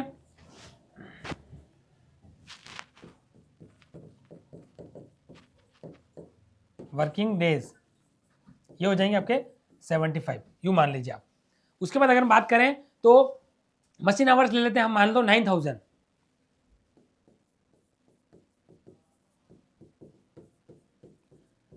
ये जनरली क्या मंथली बेसिस नहीं है। अगर मान लो यहाँ पर मंथली बेसिस होता तो फिर क्या हो जाता, इतने नहीं होते जनरली, पर अपन मान के चल रहे हैं एक क्वेश्चन के अंदर कि मान लो 9000 आपके क्या हो जाएंगे, estimated running hours of machine. ये क्या हो जाएंगे, estimated running hours of machine है 9000, ठीक है ना। अब यहाँ पर कुछ आइडल आवर्स हैं। अब आइडल क्या होता है मैं आपको बता देता हूँ। यहाँ पर ये वो वाला आइडल नहीं है, आइडल यानी आदर्श वो वाला नहीं है। आइडल का मतलब होता है कार्यहीन समय। जब जब क्या होता है कि फैक्ट्री के अंदर चाहे वो मजदूर हो चाहे वो मशीन हो कुछ भी हो, जब वो चल तो रही है लेकिन उत्पादन नहीं हो रहा है, तो ऐसे टाइम को आइडल टाइम कहा जाता है, ठीक है। और इसमें आइडल का मतलब यहाँ पर ये वाला है IDLE, इसको बोलते हैं कार्यहीन, आइडल टाइम, कार्यहीन समय। अब कार्यहीन समय कहाँ कहाँ होता है फैक्ट्री के अंदर मैं बता देता हूँ। कुछ को इग्नोर किया जाता है, कुछ को इग्नोर नहीं किया जाता है। आप सोचिए किसी संस्थान के अंदर एक एम्प्लॉय लंच कर रहा है, क्या उस समय वो कोई काम कर रहा है? नहीं। तो वो लंच जो कर रहा है वो उसके वर्किंग आवर में आएंगे तो है। अगर वो 9 आवर कोई काम कर रहा है, ठीक है ना, तो 9 आवर के अंदर उसके वर्किंग आवर हैं और उसमें मान लेते हैं कि 1 घंटे में वो लंच कर रहा है या चाय पी के घूम के आ रहा थोड़ा सा, तो उस 1 घंटे में तो उसने कुछ भी काम नहीं किया। जैसे पढ़ाने वाले ने नहीं पढ़ाया, ठीक है ना, ऑपरेटिंग वाले ने ऑपरेटिंग का काम नहीं किया, कंप्यूटर वाले ने कंप्यूटर का काम नहीं किया, जो टाइपिस्ट है उसने टाइपिंग का काम नहीं किया, समझ लीजिए आप 1 घंटे में। लेकिन ये इग्नोरेबल आवर है, क्यों? क्योंकि वो उसकी एफिशिएंसी को बढ़ाएगा। जैसे ही वो 1 घंटे को लंच करेगा, अगले 4 घंटे में वो अच्छे से बिंदास होकर काम करेगा। लेकिन उस 1 घंटे में भी वो काम करेगा और वो खाना नहीं खाएगा कि नहीं मैं संस्था के लिए टाइम दूं, तो क्या होगा, अगले 4 घंटे उसके प्रभावित होंगे। क्यों? क्योंकि उसको भूख लगी होगी। तो कहने का मतलब आइडल टाइम को 2 भागों में बांटा जाता है फैक्ट्रियों के अंदर। इसमें क्या होता है, जब एक कारखाने में एक मजदूर जैसे माल लेने जा रहा है, फिर वो फैक्ट्री में मान लो सीमेंट है, आप सोचिए, ठीक है ना, तो सीमेंट के कट्टे जो बैग होते हैं उसको लेकर वो आ रहा है, फिर वो जा रहा है, आधे घंटे के लिए मशीन खराब हो गई, मान लो कोई फ्यूल करने के लिए आ रहा है मशीन के ऊपर, ठीक है ना। तो ये सारे नॉर्मल आइडल टाइम होते हैं। क्यों? क्योंकि इसको आप इग्नोर करोगे, इसके लिए आप कॉस्ट नहीं काटोगे उस मजदूर की, क्योंकि वो उसकी प्रक्रिया का भाग है। लेकिन एक होता है जो होता है वो होता है एबनॉर्मल आइडल टाइम। क्या होता है, जैसे मान लो 2 मजदूरों में झगड़ा हो गया, क्या ये रोज की प्रोसेस है क्या? नहीं। लेकिन 2 मजदूरों में झगड़ा हो गया और आधे घंटे तक काम ही नहीं हुआ, और वो बात शाम को मीटिंग में पता चली बॉस को। 2 मजदूरों के अंदर कोई बात हुई और वो आपस में झगड़ गए, आप समझना, ठीक है ना। तो आधे घंटे तक प्रोडक्शन नहीं हुआ, तो वो एबनॉर्मल आइडल टाइम है। उस समय उसको इग्नोर नहीं किया जाएगा। क्यों? क्योंकि वो सामान्य प्रक्रिया नहीं है। तो जो कार्यहीन समय वास्तविक प्रक्रिया का भाग माना जाता है, उसको करना जरूरी होता है, उसको आप इग्नोर नहीं कर सकते हैं। ऐसे को हम आइडल टाइम को नॉर्मल आइडल टाइम कहते हैं। और ऐसे नॉर्मल आइडल में क्या करते हैं, हम उसकी कॉस्ट को भी जो है वो हमारी प्रति इकाई के अंदर बढ़ा देते हैं। लेकिन जो एबनॉर्मल आइडल टाइम होता है उसको हम प्रति इकाई से चार्ज नहीं करते हैं, उसको हम कॉस्टिंग P&L में ले जाते हैं। अगर आपने सही तरीके से कॉस्टिंग पढ़ी है तो उसको हम कॉस्टिंग P&L के अंदर ले जाते हैं, ठीक है ना। तो नॉर्मल आइडल टाइम क्या क्या हो सकते हैं, रेफ्रेशमेंट हो सकता है, टी हो सकता है, मजदूर के आने जाने का इधर का कुछ होता है, किसी एक शिफ्ट से दूसरे शिफ्ट के अंदर सामग्री को आप क्या कर रहे हो, भेज रहे हो, ठीक है ना। उपकारी के जिस जॉब पर जिस उपकारी के ऊपर आप काम कर रहे हो वहां पर माल को पहुंचा रहे हो, ठीक है ना। और कर्मचारियों के आने जाने का जो समय होता है, आप सोचिए वो फैक्ट्री के अंदर आ गया, लेकिन फैक्ट्री से उसके खुद के पॉइंट पर जाने के लिए जहां पर वो काम कर रहा है तब तक उसको 10 मिनट लग गए, और जब शाम को वो जा रहा है तो 10 मिनट उसने जाने के लिए लिए, तो 20 मिनट। ऐसे कुछ टाइमिंग क्या होते हैं नॉर्मल आइडल टाइम के अंदर कवर किए जाते हैं। समझ में आ गया आपको? तो फैक्ट्री के अंदर 2 आइडल टाइम होते हैं, नॉर्मल एंड एबनॉर्मल। नॉर्मल होता है तो क्या करते हैं, उससे हम क्या करते हैं, हमारी ओवरऑल कॉस्ट को बढ़ा देते हैं, ठीक है। और अगर एबनॉर्मल आइडल टाइम है तो फिर हम ओवरऑल कॉस्ट को नहीं बढ़ा सकते हैं, ठीक है। समझ में आ गया आपको? चलो, तो मशीन के आवर है हमारे 9000, उसमें से ये कह रहा है कि मशीन जो है वो 5% क्या होती है, इसमें आइडल आवर्स रहते हैं। मतलब 5 घंटे मशीन मान लो ऐसी चलती है जहां पर कुछ उत्पादन नहीं हो रहा है। जैसे बहुत सारी मशीन ऐसी होती है जिनको ऑपरेटिंग करने के लिए टाइम लगता है। आपने देखा भी होगा बहुत सारी मशीनों को क्या होता है कि आधे घंटे पहले उसको स्टार्ट करना पड़ता है, तब जाके वो एक जो है वो एक्चुअल फ्लो के अंदर आती है, ठीक है। तो आइडल आवर्स हम मान लेते हैं 5% है। कितने हैं आइडल आवर्स दे रखे? 5% of man and machine hours.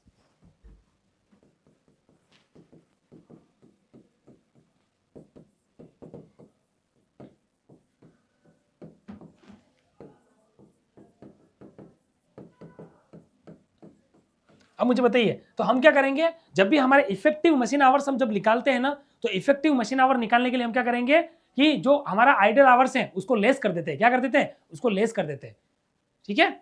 चलो, तो जैसे 9000 हमारे मशीन आवर्स आए, इसमें से 5% जो है वो आइडल आवर्स हमारे लेस हो जाएंगे, ठीक है ना। तो 9000 का 5%, ठीक है ना, वो लेस हो जाएगा, तो बचे हुए हमारे जो आवर्स हैं वो हमारे इसमें काम में आ जाएंगे, ठीक है ना। जैसे 9000 का 5% कितना होता है, तो 9000 का 5% होता है 45 आवर्स, ठीक है। वो मैं आपको क्वेश्चन के अंदर बताऊंगा। तो वो हमारे क्या हो जाएंगे, 45 लेस हो जाएंगे, तो फिर बचे हुए 8000 जो भी 550 है वो हमारे किस में आ जाएंगे, वो उसमें काम आ जाएंगे। ये आपको एक बार समझ में आया? यहां तक देख लो।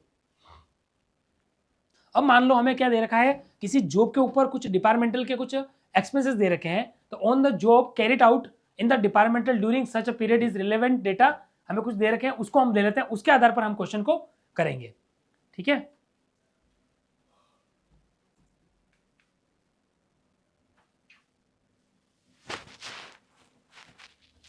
मान लो हमें किसी जॉब के कुछ खर्चे दे रखे हैं, ये सब तो हमने क्या देखे, हमने मोटे मोटे तौर पे जो डेटा थे उसको हमने ले लिए। अब पर्टिकुलर जॉब से रिलेटेड हमें क्या है, कुछ खर्चे दे रखे हैं। ठीक है,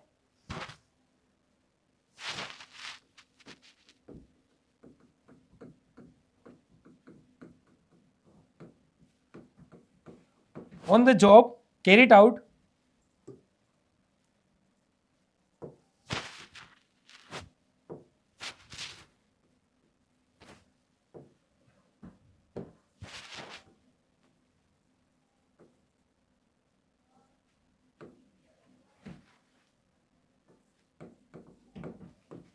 ठीक है, यहाँ पर जॉब का मतलब क्या होता है, उपका एरिया, मतलब जैसे क्या होता है मशीनों के अंदर क्या होता है, जब फैक्ट्री होती है ना, तो उसके लिए अलग अलग जो विभाग होते हैं उनको जॉब कहा जाता है। जॉब का मतलब यहाँ पर उपका एरिया से है।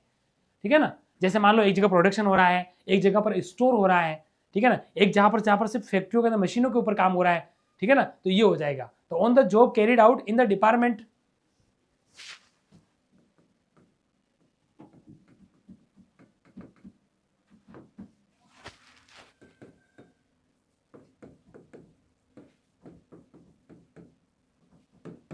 ठीक है ना, किसी जॉब के अंदर क्या दे रखा है, एक सर्टेन टाइम पीरियड के अंदर हमको क्या दे रखा है कि कुछ रिलेवेंट डेटा दे रखे हैं।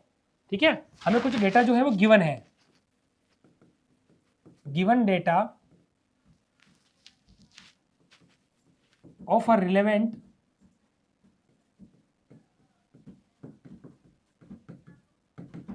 पीरियड। ठीक है, कुछ डेटा ले लेते हैं, जैसे मान लो मटेरियल यूज हुआ है, मान लो जैसे टोटल मटेरियल था उसमें से हमने क्या करा कि इस जॉब पर, इस जॉब को क्या एक्चुअली नाम दिया जाता है, जैसे मान लो एग्जांपल ले लेते हैं हम मान लेते हैं कि ये जॉब संख्या हमारी कौन सी है, 115, 115 जॉब के ऊपर हमारा ये काम हो रहा है, वहां पर मटेरियल जो यूज हुआ है इसको लिखेंगे हम। ठीक है, और हमारा हम पता है प्राइम कॉस्ट के हमारे 3 भाग होते हैं। प्राइम कॉस्ट के 3 पार्ट कौन कौन से होते हैं, एक होता है हमारा डायरेक्ट मटेरियल, डायरेक्ट लेबर और डायरेक्ट एक्सपेंसेस। और डायरेक्ट मटेरियल, लेबर और एक्सपेंसेस ये तीनों जुड़ते हैं तो हमारा क्या बनता है, हमारी प्राइम कॉस्ट आती है। और प्राइम कॉस्ट को हम क्या बोलते हैं, फर्स्ट कॉस्ट। मैंने आपको सब कॉस्टिंग बताया था, मैंने बताया था प्राइम कॉस्ट को हम फर्स्ट कॉस्ट भी बोलते हैं, हम उसको बेसिक कॉस्ट भी बोलते हैं, उसको हम ओरिजिनल कॉस्ट भी बोलते हैं, और उसको हम डायरेक्ट कॉस्ट भी बोलते हैं, और उसको हम प्राइम कॉस्ट भी बोलते हैं। 5 नाम हो गए उसके। ठीक है ना, तो प्राइम कॉस्ट के अंदर फिर हमारे ओवरहेड्स है जो वो ऐड किए जाते हैं। कौन कौन से ओवरहेड्स होते हैं, चाहे वो फैक्ट्री ओवरहेड्स हो सकते हैं, ऑफिस एंड एडमिनिस्ट्रेटिव ओवरहेड्स हो सकते हैं, वो हमारे सेलिंग एंड डिस्ट्रीब्यूशन ओवरहेड्स हो सकते हैं, वो हमारे, ये चारों हो गए, सेलिंग एंड डिस्ट्रीब्यूशन अलग अलग बोलो या एक ही बोलो। तो ये ओवरहेड्स जोड़ने के बाद हमारी टोटल कॉस्ट आती है, उसमें हम प्रॉफिट जोड़ के हमारी सेल वैल्यू आती है। तो मटेरियल यूज हो रहा है, ठीक है, और हमारी वेजेस हो रही है।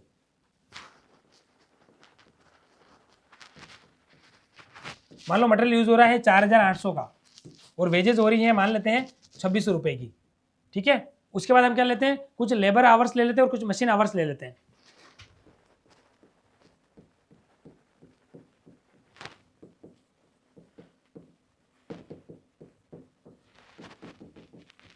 दोनों के हम क्या ले रहे हैं, सीधे नेट ले रहे हैं। ठीक है, ग्रोस नहीं लेके हम नेट ले रहे हैं। ठीक है, मान लेते हैं कि लेबर आवर्स हुए हमारे 660, और मान लेते हैं मशीन आवर्स हुए हमारे 780 यानी कि 780। ठीक है ना, अब इनके आधार पर हमको क्या करना है, हमको जो है वो मशीन आवर रेट निकालनी है। अब यहाँ पर 2 ऑप्शन है आपके सामने, या तो आप सबके अलग अलग निकालो जो मैं आपको बता रहा था, लेकिन अलग अलग का हमारे यहाँ पर काम नहीं है। क्यों, क्योंकि हम सिर्फ मशीन आवर रेट पढ़ रहे हैं। ठीक है ना, हमको भले क्वेश्चन के अंदर बहुत सारी चीजें हैं जो जो है वो अननेसेसरी दे रखी है, तो हमको तो क्या करना है, जो क्वेश्चन में जो रिलेवेंट इंफॉर्मेशन है उसको हमें यूज में लेना है। ठीक है, तो मशीन आवर रेट निकालने के लिए सबसे पहले हम क्या करेंगे, हमारा जो ये मटेरियल है वो लेंगे, समझना इसके लिए कंप्यूटर से हो जाएगी। मटेरियल में हम क्या करेंगे, हमारा जो वेजेस पेड किया हमने उसको ऐड कर देंगे। इसको ऐड करने के बाद हमारी प्राइम कॉस्ट आ जाएगी। क्यों, क्योंकि यहाँ पर एक्सपेंसेस हमें दे ही नहीं रखे अलग से, तो हमारी प्राइम कॉस्ट आ जाएगी। प्राइम कॉस्ट के आधार पर हम क्या करेंगे, हमारे फैक्ट्री ओवरहेड को हम क्या करेंगे, चार्ज करेंगे। और फैक्ट्री ओवर चार्ज करेंगे तो मैंने आपको मशीन आवर रेट के लिए फॉर्मूला बताया था, departmental overheads of a department, जिस डिपार्टमेंट से रिलेटेड ओवरहेड्स है उसका डिवाइड करेंगे, जो हमारे एस्टिमेटेड जो भी मशीन आवर्स हैं उनका डिवाइड करके जो हमारी रेट आएगी, जो हमारा परसेंटेज आएगा या रेट आएगी, उसके आधार पर हम क्या करेंगे, हमारे फैक्ट्री ओवरहेड को चार्ज करेंगे, और वो जोड़ने के बाद हमारी धीरे धीरे आगे टोटल कॉस्ट आ जाएगी। ठीक है, उसमें हम हमारे क्या करेंगे, मशीन आवर्स को भी ऐड कर देंगे। ठीक है, और मैंने बताया था मशीन आवर्स के लिए जो 5% हमें आइडियल आवर्स दे रखे हैं उसको हमको क्या करना है, उस 9000 में से लेस कर देना है। ठीक है, तो हमारे एक्चुअल जो है वो आवर्स आ जाएंगे। इसमें जो नंबर ऑफ वर्कर्स, ठीक है, कितने शिफ्ट में काम कर रहे हैं, कितने डेज है, ये सारी चीजें हमारे एक्चुअली डायरेक्ट लेबर आवर है उसमें काम आती है, लेकिन हम उसको तो निकाल ही नहीं रहे, हम तो मशीन आवर रेट निकाल रहे हैं, तो डायरेक्ट लेबर आवर के अंदर उसको हम निकालते हैं, लेकिन यहाँ पर उसका कोई काम नहीं है।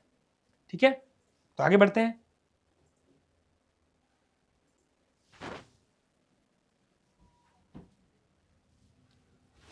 ठीक है ना, तो अभी जो मैंने आपको बताया ना, यहाँ पर जैसे लाइट्स के पॉइंट्स हो गए, रेट हो गया, फ्लोर एरिया, इसका यहाँ पर कोई लेना देना नहीं है। अभी हम क्या कर रहे हैं, सीधे computation of machine hour rate निकाल रहे हैं। तो लिखो इसमें computation of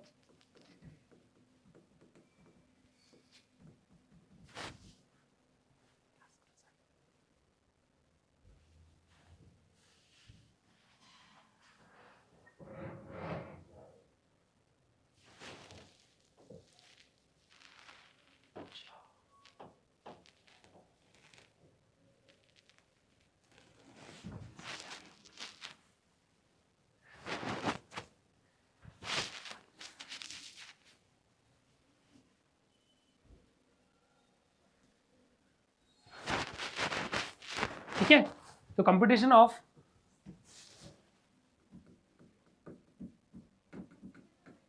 cost of job. अब देखो यहाँ पर मैं चाहूँ तो कंपेरेटिव कर सकता हूँ, जैसे मटेरियल कॉस्ट बेसिस पे भी कर सकते हैं हम, वेजेस कॉस्ट बेसिस पे भी कर सकते हैं, प्राइम कॉस्ट बेसिस पे भी कर सकते हैं, हम लेबर आवर रेट के ऊपर भी कर सकते हैं, और मशीन आवर रेट के ऊपर भी कर सकते हैं।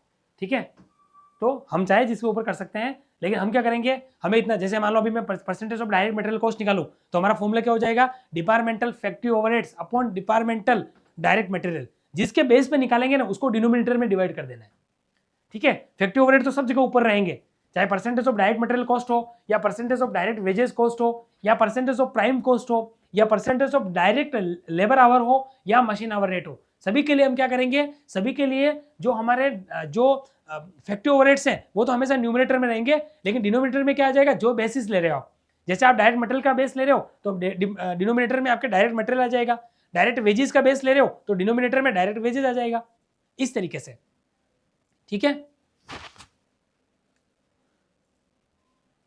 तो आपको मैं क्या करता हूं, सभी आपको समझना तो सभी समझा देता हूं, क्योंकि वैसे हम मशीन आवर रेट पढ़े तो उनका दूसरों का तो हमारा काम नहीं है। चलो फिर भी कर लेते, कोई दिक्कत नहीं है। तो सभी करेंगे तो फिर हमें क्या करना पड़ेगा, इसके अंदर आपको कंपेरेटिव जो है वो कॉलम के अंदर लिखना पड़ेगा, क्योंकि हम तुलनात्मक अध्ययन कर रहे हैं। ठीक है, तो देखो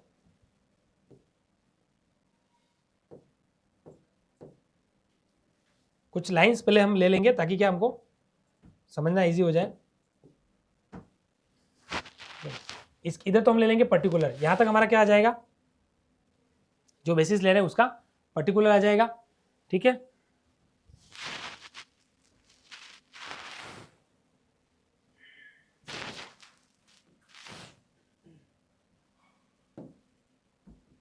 यहां तो ले लेंगे हम पर्टिकुलर्स,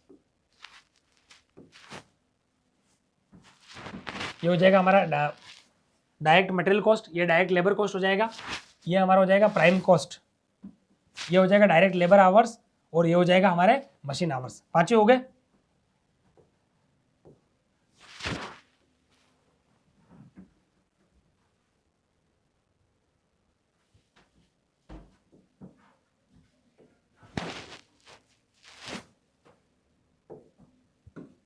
तो यहां पर आप लिख दो पर्टिकुलर्स। ठीक है, यहां पर आ जाएगा अपना डायरेक्ट मटेरियल कॉस्ट, यहां आ जाएगा डायरेक्ट लेबर कॉस्ट,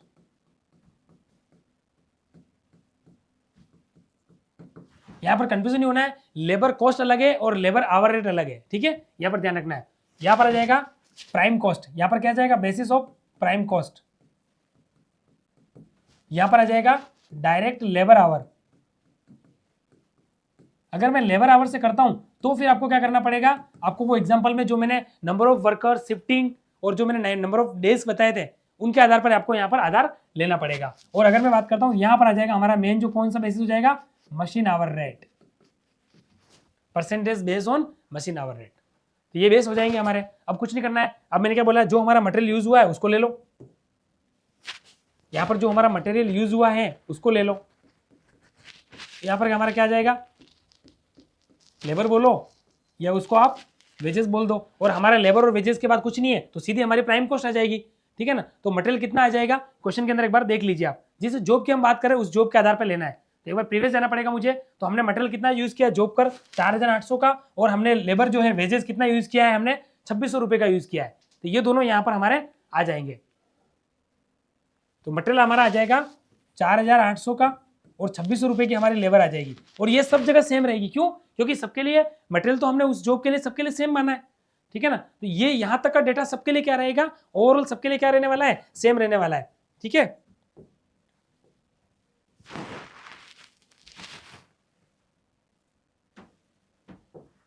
तो ये हो जाएगा, इसमें भी हमारा मटेरियल 4800 और 2600 का हमारा वेजेज आ जाएगी। यहाँ पर भी मटेरियल हमारा क्या आ जाएगा 4800 का, और हमारी वेजेज कितनी आ जाएगी 2600 रुपए की। यहाँ पर भी हमारा 4800 और 4800 सभी के लिए यही बेसिस रहेगा, और 2600 रुपए की आपकी वेजेज आ जाएगी, यहाँ पर भी 2600 रुपए की वेजेज आ जाएगी। अब मैं क्या करूंगा, मैंने बताया था हालांकि प्राइम कॉस्ट में हमारा 3 पार्ट होते हैं, मटेरियल, लेबर एंड एक्सपेंसेस, लेकिन एक्सपेंसेस है ही नहीं, तो फिर हम इसी को बेस मानते हुए क्या करेंगे, हमारी प्राइम कॉस्ट निकाल देंगे। इसको बोलते हैं मुख्य लागत या मूल लागत। प्राइम कॉस्ट का मतलब मूल लागत, सामग्री, और ये हो जाएगा वेजेस, लेबर या श्रम। ये सामग्री है और ये श्रम है, ठीक है। तो प्राइम कॉस्ट कितनी आ रही है, 0 का 0, 0 का 0, 8 और 6 14, और इधर आ जाएगा 5 और 2 6 और 1 7, यानी कि 7600 आपका क्या आ जाएगा, आपकी प्राइम कॉस्ट आ जाएगी। तो ये सब जगह सेम रहने वाला है। अभी हमारा फोकस लास्ट पे रहेगा, क्योंकि हमारा चैप्टर जो चल रहा है वो मशीन आवर रेट का चल रहा है, और आपको मैं कंपैरेटिव बता रहा हूँ कि ये सारे बेसिस जो है वो होते हैं, ठीक है। अब प्राइम कॉस्ट के बाद हम क्या करेंगे, हमारा फैक्ट्री ओवरहेड्स को यहाँ पर ऐड करेंगे। प्राइम कॉस्ट में हम क्या करेंगे, ऐड करेंगे फैक्ट्री ओवरहेड्स। तो हमारी जनरली क्या आती है, फैक्ट्री कॉस्ट आती है, ऐड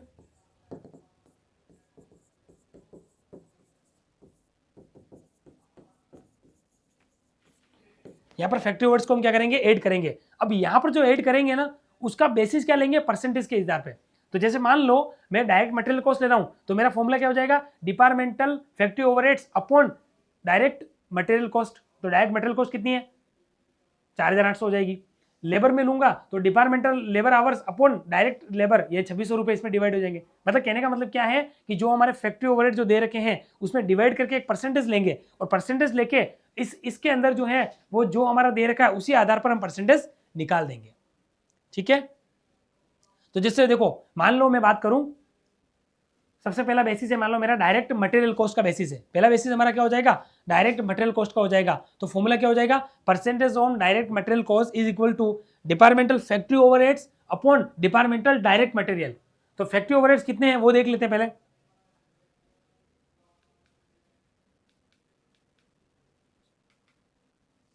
ये रहा डिपार्टमेंटल फैक्ट्री ओवरहेड्स, ये रहे 8550, ये हो जाएंगे हमारे, ये सब में ऊपर रहेंगे, सबके न्यूमरेटर में यही रहेगा, ठीक है।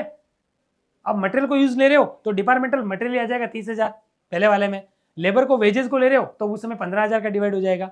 इस तरीके से आपको करना है, ठीक है। तो इस टेबल में जाने से पहले आपको मैं एक नेक्स्ट स्लाइड हो लेंगे, जिसमें हमारे क्या हो जाएंगे, हमारा एक तरीके से वर्किंग नोट हो जाएगा। वर्किंग नोट पहला मेथड में बात करूं, percentage based on direct material cost.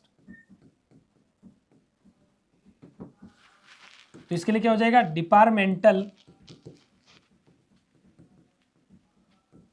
Factory overheads, जो आपके डिपार्टमेंटल फैक्ट्री ओवरहेड्स हैं उसमें डिवाइड किसका कर दोगे आप, डिपार्टमेंटल डायरेक्ट मटेरियल का कर दोगे, डिपार्टमेंटल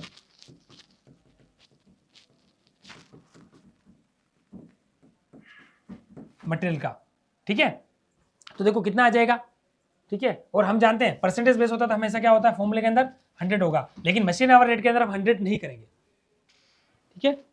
हम जो परसेंटेज बेसिस निकालेंगे फैक्ट्री ओवरहेड्स का, तो हमें ध्यान रखना है कि हमें क्या करना है, जो हमारे फैक्ट्री ओवरहेड्स हैं उसमें मटेरियल का डिवाइड करके परसेंटेज वाले फॉर्मूले में 100 लगाएंगे, और जहां पर मशीन आवर रेट आएगी वहां 100 की जरूरत नहीं पड़ेगी। तो मैंने निकाला था डिपार्टमेंटल मटेरियल, हमारा जो फैक्ट्री ओवरहेड्स हैं वो कितने आए, अभी देखो ये रहे 8,550 और हमारा मटेरियल कितना यूज हुआ है 30,000 का। अभी एक का बता दूं, बाकी का हम कल कर पाएंगे। ठीक है, तो देखो डिपार्टमेंट फैक्ट्री ओवरहेड कितने आ रहे हैं 8,550 डिवाइड एड मटेरियल कॉस्ट कितनी आ रही है आपकी 30,000 इनटू क्या कर दोगे 100, 2 जीरो से 2 जीरो चले जाएंगे, इस 1 जीरो से 1 जीरो चले जाएगा, तो फाइनली अपना क्या बचा 855 डिवाइड बाय 30 कर दो। ये जो हमारा आंसर आएगा वही हमारा क्या हो जाएगा, इसका परसेंटेज आ जाएगा। इस परसेंटेज को यूज किसके लिए करना है, इस परसेंटेज को यूज करना है आपके मटेरियल की कॉस्ट से। जैसे आपके क्वेश्चन में मटेरियल 4,800 रुपए का आया था, तो 4,800 रुपए का हम क्या करेंगे, हमारा 28.5% निकालेंगे, जो इसका परसेंटेज आ रहा है उस परसेंटेज को बेस कर फैक्ट्री ओवरहेड हम निकाल देंगे। ठीक है, इसको आप देख लेना, आ जाएगा जो भी आंसर।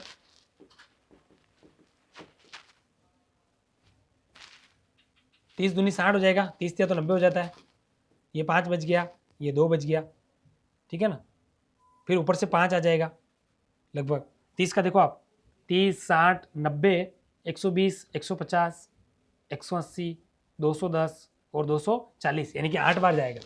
30, 60, 240 होते हैं। फिर आपका क्या बचा 5, यहाँ बचा 1, फिर भाग नहीं जा रहा है तो जीरो लगेगा, यहाँ आ जाएगा, तो 30 का 5 बार चला जाएगा, यानी कि 28.5% आ रहा है। ये 28.5% जो है उसको आपको किस पे यूज करना है, उसके डायरेक्ट मटेरियल के लिए।